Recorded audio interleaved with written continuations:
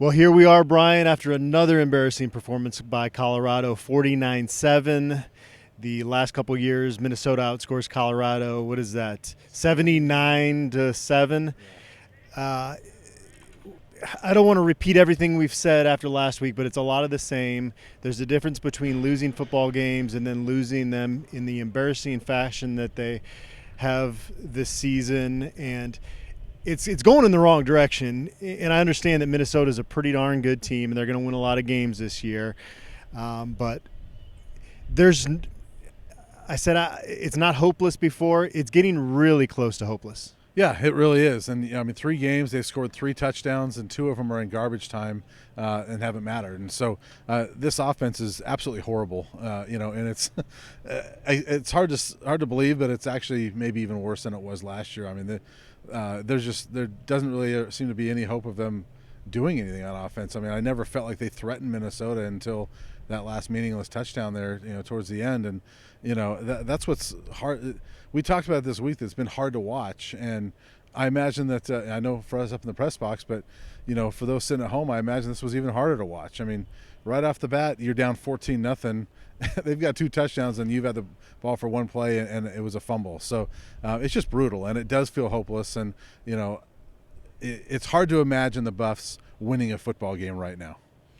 And so you have this dilemma. You don't know who your starting quarterback's going to be, and clearly neither guy deserves the job at this point, but somebody's going to have to start each football game going forward. It's tough enough when you're doing what they did the first 2 weeks. The plan today, in my opinion, is the worst plan you can have. When you switch off a quarterback each series, neither guy's going to get in a rhythm.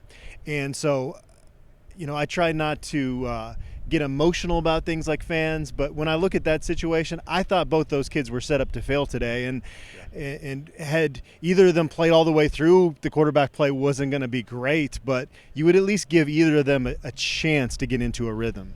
Yeah, and Carl Durrell actually said he thought it would help them get in a rhythm because that's how they practice is every other series. And maybe that's part of the problem, is stop practicing that way, let a guy go out and get in a rhythm. And I imagine, I've never played quarterback, but I imagine that that's tough if you're JT Stroud or Brendan Lewis, that you feel that pressure. I need to do something with my drive here, or else, I'm going to be out the next drive, and I don't know, maybe that helps. I mean, maybe they need that kick in the pants. I don't know, but they went with Brendan Lewis basically for the first game. They went with JT Stroud the whole game last week, and then they rotated this week. I don't know what the answer is.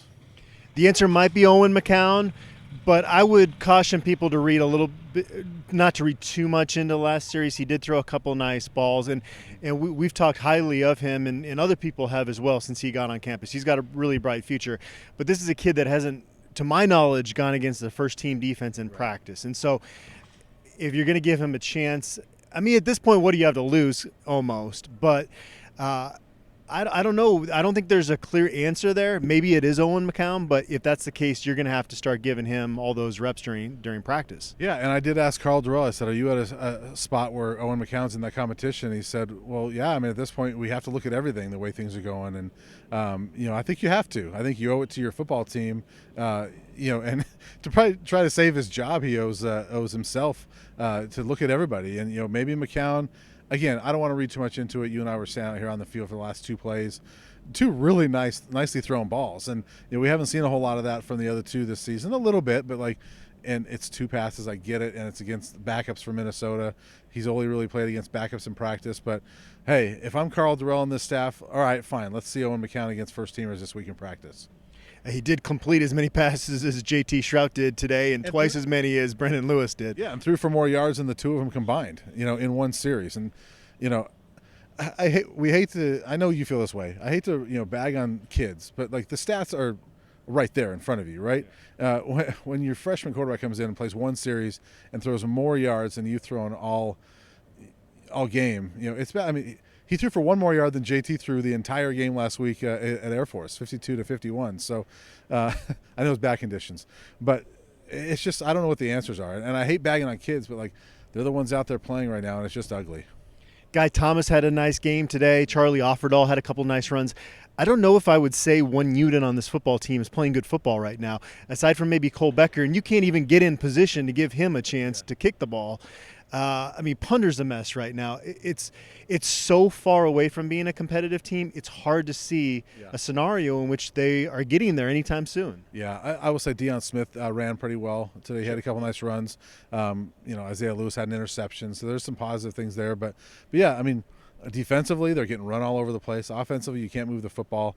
Punter, I mean, that one punt was was brutal today. I mean, punter's kind of up and down. And you're right, Cole Becker's probably the best weapon you have, and you can't even get there. I mean, you can't even use them, and so it is tough right now. It's hard to see this team being competitive. I mean, they've played 3 unranked teams, and they've gotten absolutely blown out in all 3 games. And so they're coming up in conference play now, and there's some winnable games. We thought there were some winnable games in the conference, but who knows? It's just hard to predict that right now. 2012 was the last time their best player was a specialist. That was Dara O'Neill. Their punter was good that year.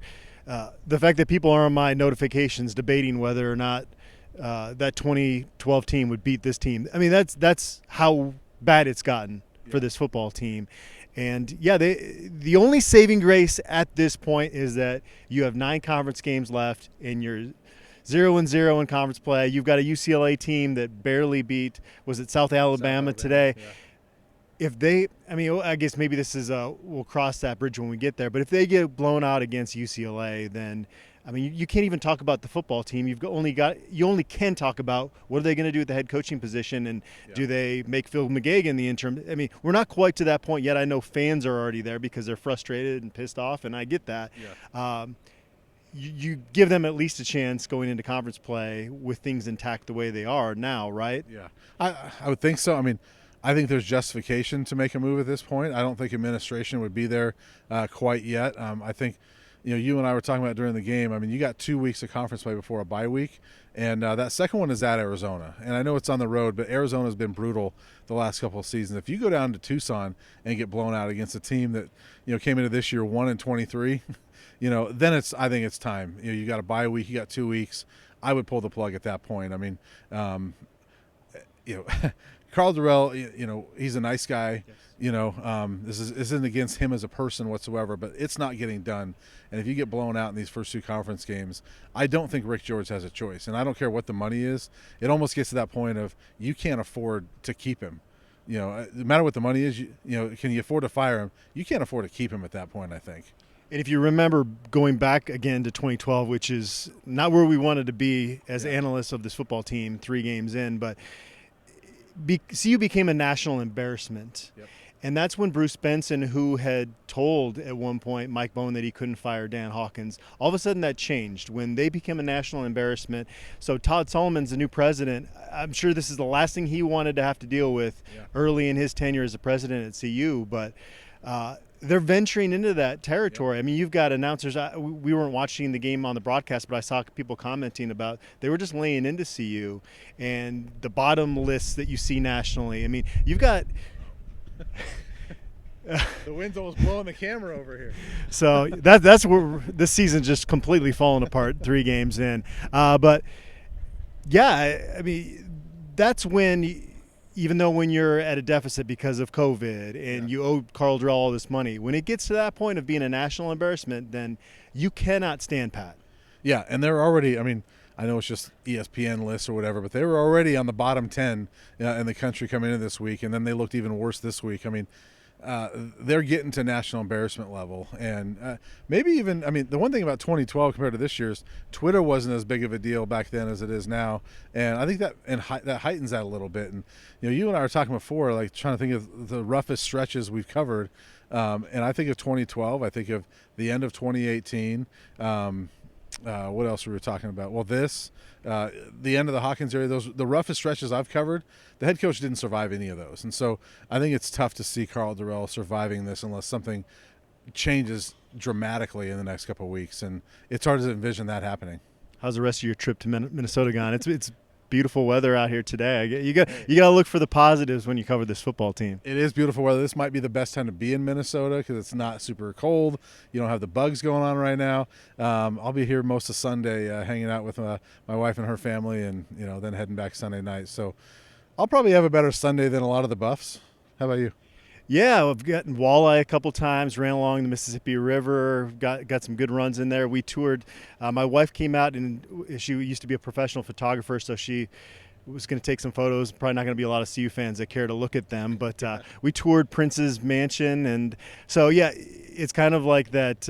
I say it sometimes when we make jokes in the press box. It's like you've got to laugh to keep from crying, and you got to try to turn these road trips into some kind of fun, right? I had a really good Juicy Lucy burger last night, so that wasn't bad. So we might have to start doing like travel videos and making that the road trip videos if this continues like this, but we'll see.